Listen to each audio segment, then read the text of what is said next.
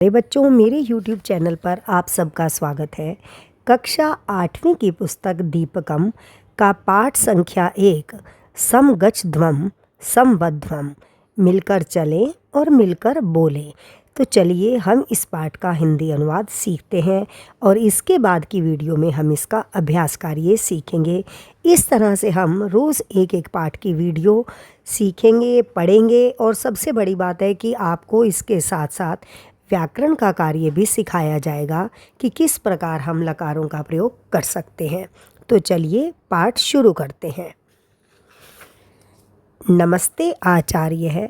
आचार्य नमस्ते। अस्माकं विद्यालयस्य क्रीडोः उत्सवे पादकन्दुक क्रीडायां वयं विजयं प्राप्तवन्तः। हमारे विद्यालय के क्रीड़ा उत्सव में, क्रीड़ा का मतलब होता है खेल उत्सव, ठीक है। तो क्रीड़ा उत्सव में फुटबॉल खेल में हमने विजयम प्राप्तवन्तः, विजय प्राप्त की है। वर्धापनानि अभिनंदनम भवताम, बधाई हो। भवताम का मतलब आप, बधाई हो, आप सबका कल्याण हो। अपि भवन्तः जानति यत् भवताम प्रतिद्वंदिनः कथम पराजितः।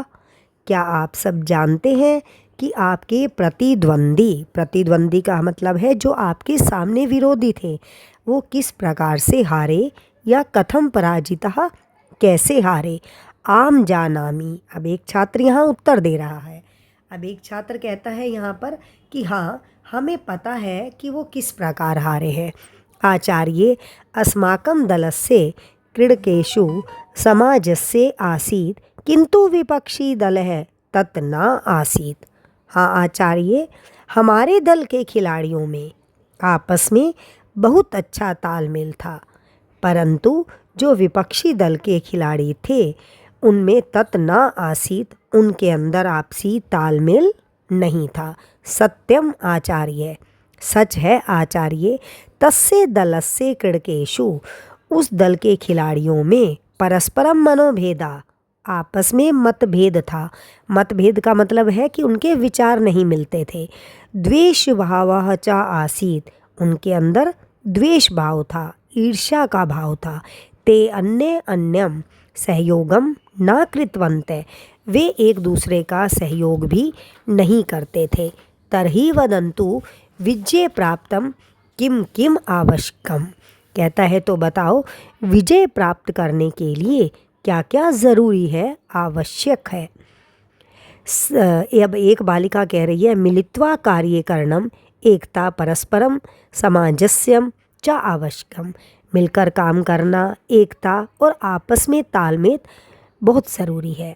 सत्यमेव उक्तम, सच कहा है। आचार्य उसकी बात सुनकर कहते हैं, आपने ठीक कहा है।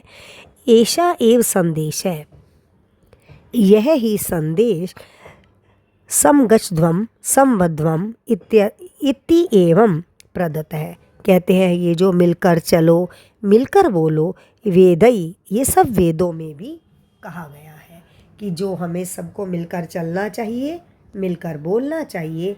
ये शब्द लिखा गया है वेदई, वेदों में भी इसके बारे में कहा गया है, उनमें भी लिखा गया है।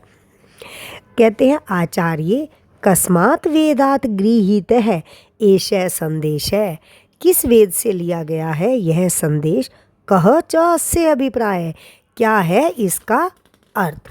अब जब छात्रों ने पूछा है तो अब बता रहे हैं वो।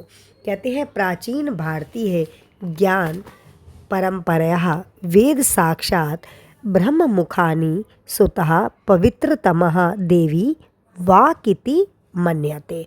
प्राचीन भारतीय ज्ञान परंपरा में वेद साक्षात ब्रह्मा के मुख से प्रकट हुई सबसे पवित्र वाणी है। वेदस्य चत्वारः संहिता सन्ति। कहते हैं वेद की 4 संहिताएं हैं। ऋग्वेद है, यजुर्वेद है, सामवेद है, अथर्ववेद है। ऋग्वेद, यजुर्वेद, सामवेद, अथर्ववेद। कहते हैं इमे वेदा अद्य विश्वस्य प्राचीनतमा साहित्य रूपेण विद्यभी मन्यते। विद्वानों द्वारा ये वेद आज संसार के सबसे प्राचीन साहित्य के रूप में माने जाते हैं। आप देखोगे शुरू में ये पंक्ति आई, इमे वेदा अद्य विश्वस्य प्राचीनतमा साहित्य रूपेण, कि ये जो वेद है ये आज भी साहित्य के रूप में प्राचीन हमारे पास माना जाता है कि ये हमारे पास प्राचीन साहित्य है। भवन्ते सर्वैः स्नात्वा शुद्धवस्त्राणि परिधाय पादत्राणां बहिः स्थापयित्वा अस्यां प्रार्थना सभायां समुपस्थिताः सन्ति। कहते हैं आप सब नहाकर, स्नानत्वा नहाकर, शुद्ध वस्त्राणि परिधाय, शुद्ध वस्त्रों को पहनकर, जूते बाहर रखकर इस प्रार्थना सभा में उपस्थित हों। अतः इसलिए आगच्छन्तु, आओ, प्रणाम अंजलि कृत्वा, प्रणाम करने की मुद्रा में अर्थात हाथों को जोड़कर, नेत्रम मिलित्वा, आँखों को बंद करके, एकाग्र चित्तेन, एकाग्रचित्त होकर मतलब अपने ध्यान को केंद्रित करके, समवेत स्वरेन, एक साथ स्वर में, च वेद मंत्राणाम, वेद मंत्रों का उच्चारणम कुर्मः, उच्चारण करते हैं। अब देखेंगे बेटा, मैंने यहाँ पर नीचे ये तीनों श्लोक एक ही पेज पर जो थे वो यहाँ कर दिए हैं इकट्ठे, और इन्हीं तीनों श्लोकों को आगे आप देखोगे पुस्तक में अलग अलग करके इसका अर्थ बताया गया है। तो चलिए, जब मैं ये पहला श्लोक पढ़ूँ तो आप इसका अन्वय और पदच्छेद ज़रूर देखें, उससे आपको पढ़ने में सरलता होगी। पहला है हमारा श्लोक, सम गच्छध्वम संबध्वम सम वो मानांसी जानताम देवभागाम यथा पूर्व संजनाना उपासते। कहते हैं हम सभी एक साथ चलें, एक स्वर में बोले, हमारे मन एक मत हों, अर्थात हमारे मन में एक से विचार हों। जिस प्रकार प्राचीन काल में, यथा पूर्वः, जिस प्रकार प्राचीन काल में देवता यज्ञ में एक विचार वाले होकर श्रद्धापूर्वक निर्वहन करते थे, अर्थात सभी देवता मिलकर आपस में एक साथ सभी कार्यों को पूरा करते थे। इसका अर्थ बताया गया ये कि जैसे संसार के आरंभ में ब्रह्मा ने जब संसार का निर्माण किया तो कहते हैं तब अग्नि, वायु, आदित्य आदि जो भी ब्रह्मांड की शक्तियाँ थी, सृष्टि की शक्तियाँ थी, उनके निर्माण में यज्ञ की सफलता के लिए जब उन सबको काम बांटा गया तो सभी ने अपने अपने कर्तव्य को स्वीकार किया और उसको स्वीकार करके एक मत होकर आपस में बहुत अच्छा तालमेल किया और सभी ने इस सृष्टि को सुचारू रूप से चलाने में अपनी महत्वपूर्ण भूमिका निभाई। तो जिस प्रकार उन्होंने ये कार्य किया, हमारे लिए एक आदर्श प्रस्तुत किया, उसी प्रकार हम सबको भी एक विचार, एक मन, एक मत होकर सारे संसार में रहते हुए हमें कार्य को पूरा करना चाहिए। तो चलो बच्चों, अब हम चलते हैं दूसरे श्लोक पर। समानो मंत्र है समिति, समानी समानम मन है, सह चितम एषाम, समानम मंत्र अभिमंत्रे वह समानेन चा हवीशा जुहोमी। अब कहा गया है कि समानो मंत्र है, कहते हैं तुम सब के, या तो तुम सब या हम सब के विचार, संगठन, मन, चित्त समान हो। हमारे विचार, संगठन का मतलब है समूह, मन और हृदय सब एक समान हो।